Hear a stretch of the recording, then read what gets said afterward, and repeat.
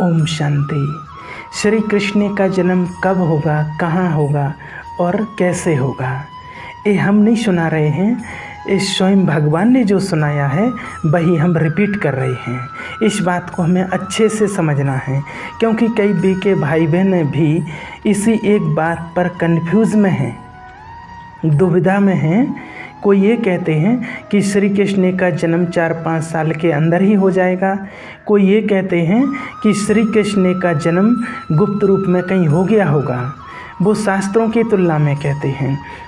जैसे शास्त्रों में दिखाते हैं कि जब चारों ओर असुरों का अत्याचार हुआ, प्रकृति का हलचल था, आंधी तूफान, उसी समय श्री कृष्ण का जन्म कंस के कारावार में हुआ। उसी समय कंस के कारागृह में श्री कृष्ण का जन्म हुआ। इसी प्रकार अब भी दुनिया में जो हलचल हो रही है, लड़ाई हो रही है, तो अभी ही श्री कृष्ण का जन्म कहीं गुप्त रूप में हो गया होगा। लेकिन हम शास्त्रों की तुलना में कहते हैं। अब शास्त्रों में तो कई प्रकार की बातें बताते हैं। एक शास्त्र में ये बताते हैं कि श्री कृष्ण का जन्म कंस के कारागार में हुआ। दूसरे शास्त्र में ये बताते हैं कि श्री कृष्ण सागर में पीपल के पत्ते पर तैरते हुए धरती में पहले अवतार हुआ। अब कौन सा हम सही माने? लेकिन हमें इस प्रकार के शास्त्रों की बातों से तुलना करके अपनी मत, अपने विचार चलाने की दरकार नहीं है। जो स्वयं भगवान ने सुनाया है उन बातों को हम सामने रखते हैं। तो कब श्री कृष्ण का जन्म होगा, स्वयं भगवान ने जो बताया है। ये जो हमारा समर्पित का बैच है, जो समर्पित का बैच जो भाई लोग श्री कृष्ण का जो समर्पित का बैच पहनते हैं, उस बैच में ही संपूर्ण स्पष्ट लिखा हुआ है। उसको हम पढ़ें, देखेंगे। ऊपर में लिखा हुआ है श्री कृष्ण आ रहे हैं, लेकिन नीचे जो लिखा हुआ है उसको पढ़ें, कब आ रहे हैं। एटॉमिक विश्व युद्ध द्वारा आने वाले महाविनाश के पश्चात, इतना स्पष्ट लिखा हुआ है। कब आ रहे हैं? होने वाले एटॉमिक विश्व युद्ध के महाविनाश के पश्चात, सब कुछ स्पष्ट लिखा हुआ है। इस प्रकार से बाबा ने, भगवान ने कई मुरलियों में श्री कृष्ण के जन्म के बारे में सब कुछ स्पष्ट बता के रखा है। तो हर बात को हम सामने लाकर विचार करते हैं। दूसरी बात, दूसरी मुरलियों में बाबा ने जो कहा श्री कृष्ण कब आएगा, जब धरती का 4 हिस्सा में 3 हिस्सा जलमय हो जाएगी, 1 हिस्सा धरती बचती है और चारों ओर सागर के बीच में जब एक खंड हो जाती है, एक खंड बचता है, तब श्री कृष्ण का जन्म होगा। तो वहीं कहीं सागर में पीपल के पत्ते के समान कहा जाता है। जब चारों तरफ पानी पानी होता है और एक खंड जमीन बचता है, एक खंड भूमि बचती है, उसी टाइम श्री कृष्ण का जन्म होता है। उसके लिए कहा गया है कि जब प्रलय होता है, पानी पानी होता है, तो पीपल के पत्ते पर श्री कृष्ण तैरते हुए आते हैं। इसी को पीपल के पत्ते के समान कहा जाता है।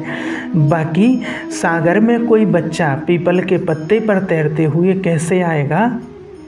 लेकिन वास्तव में चारों ओर सागर के बीच में जब धरती एक खंड बचती है, उसी को सागर में पीपल के पत्ते समान कहा जाता है। वहाँ श्री कृष्ण का जन्म होता है। और तीसरी बात जो बाबा ने कही है कि देवताएं इस पतित दुनिया में पांव रख नहीं सकते। ये पतित मनुष्य, ये पतित आँखें देवताओं को देख नहीं सकती हैं। देवताओं को देखने के लिए तो दिव्य दृष्टि चाहिए, उसके लिए साक्षात्कार कहा जाता है। तो दुनिया इतनी पतित है, तो इस दुनिया में आज अनाज पैदा करने की, इस धरती में अनाज पैदा करने की भी शक्ति कम हो गई है, नहीं बची है आज। तो इस दुनिया में अनाज पैदा करने की शक्ति नहीं है, तो इसमें देवता कैसे आ जाएंगे? तो देवताओं को आने के लिए दुनिया भी सतो प्रधान चाहिए। देवताओं का शरीर सतो प्रधान तत्व से बनता है। जब तक सब तत्व सतो प्रधान नहीं बने हैं, तब तक देवताएं इस सृष्टि पर आ नहीं सकते हैं। चौथी बात जो है कि श्री कृष्ण कब बनेंगे? ब्रह्मा बाबा श्री कृष्ण बनेंगे। गाया भी हुआ है, ब्रह्मा सो विष्णु, विष्णु सो ब्रह्मा। विष्णु की नाभि कमल से ही ब्रह्मा को निकलते हुए दिखाते हैं, अर्थात विष्णु यह अनेक जन्म लेकर जब कलयुग में आते हैं तभी वो ब्रह्मा का स्वरूप बनता है। इसलिए ब्रह्मा को कमल आसन में दिखाते हैं, अर्थात इस पतित दुनिया में संपूर्ण वो पवित्र बनते हैं और गीता का पाठ पूरा करते हैं। इसलिए ब्रह्मा के हाथ में वेद शास्त्र गीता आदि दिखाते हैं, अर्थात ब्रह्मा ही वो गीता का पाठ पूरा करके वो विष्णु का स्वरूप बनते हैं और श्री कृष्ण को ही विष्णु का अवतार माना जाता है। इसलिए गीता में भी ये बात स्पष्ट कही गई है, जो गीता के अध्याय को पूरा करते हैं उसे विष्णु पद की प्राप्ति होती है। ऐसे नहीं कि गीता पढ़ने से विष्णु पद की प्राप्ति हो जाएगी।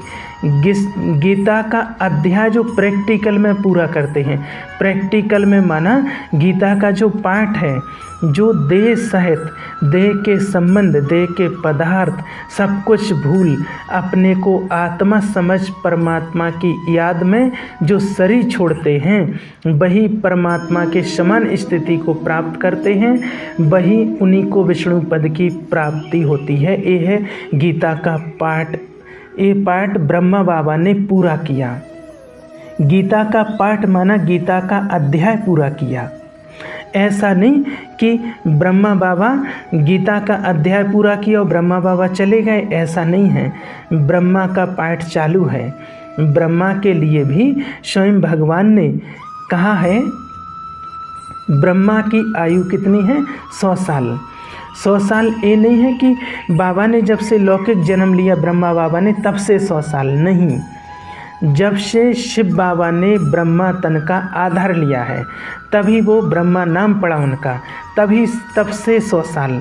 तो ब्रह्मा की आयु 100 साल है और संगम युग की आयु भी 100 साल है। इन बातों को हमें स्पष्ट रूप से समझना है, कोई भी हमें कन्फ्यूज में नहीं रहना है, हर बात को स्पष्ट समझना है। संगम युग की आयु 100 साल है, ब्रह्मा की आयु 100 साल है। तो अब संगम की आयु 100 साल कब से कब तक? जब से शिव बाबा आते हैं तब से संगम युग शुरू होता है, तब से ब्रह्मा नाम पड़ता है, तभी से ब्रह्मा का जन्म होता है। और संगम युग पूरा कब होता है? जब शिव बाबा जाते हैं, तब से तब तक।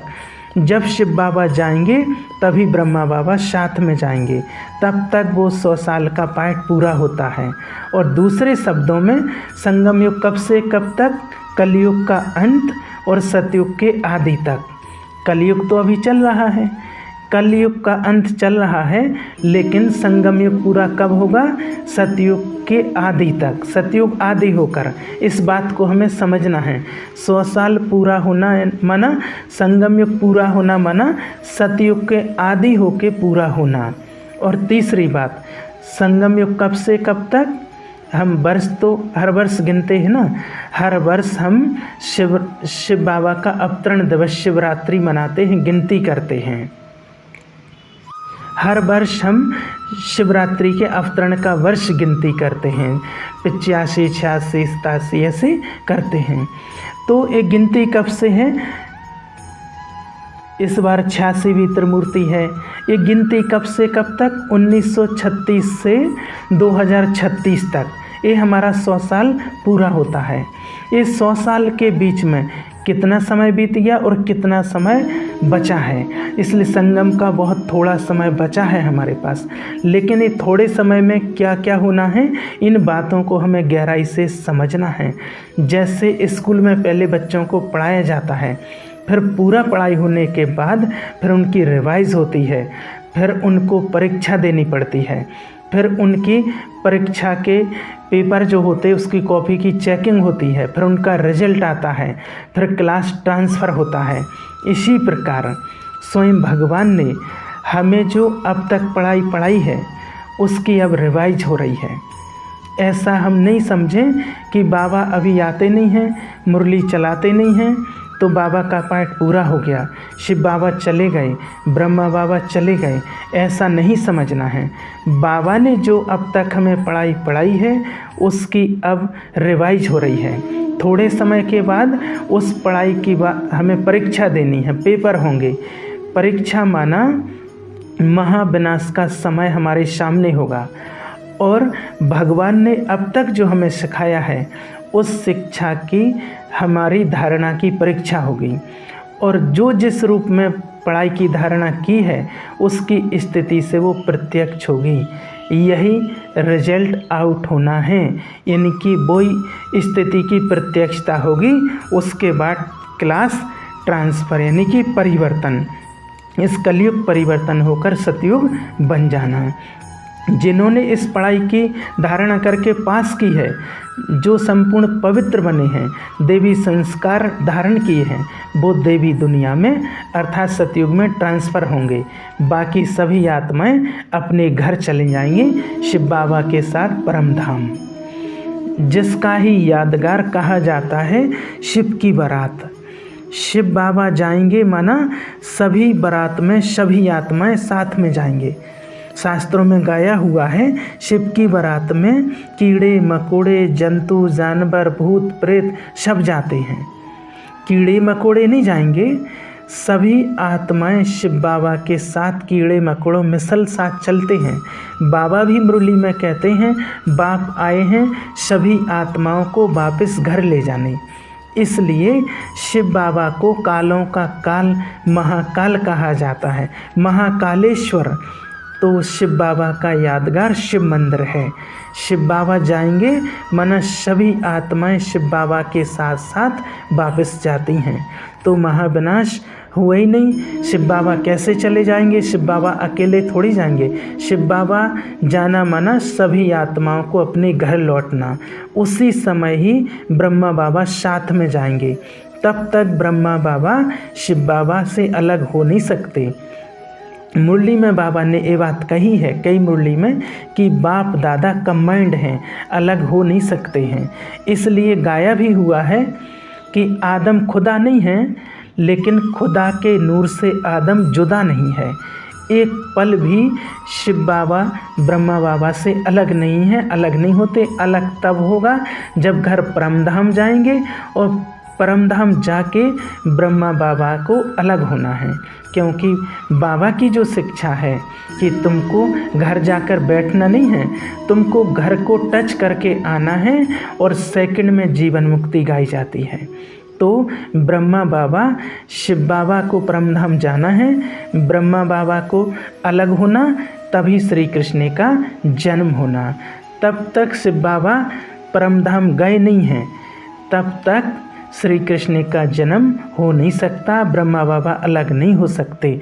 और जब तक श्री कृष्ण का जन्म नहीं हुआ है तब तक बाप दादा शिव बाबा ब्रह्मा बाबा हमारे साथ हैं। इन बातों को हमें गहराई से अच्छे से समझना है। अच्छा, ओम शांति।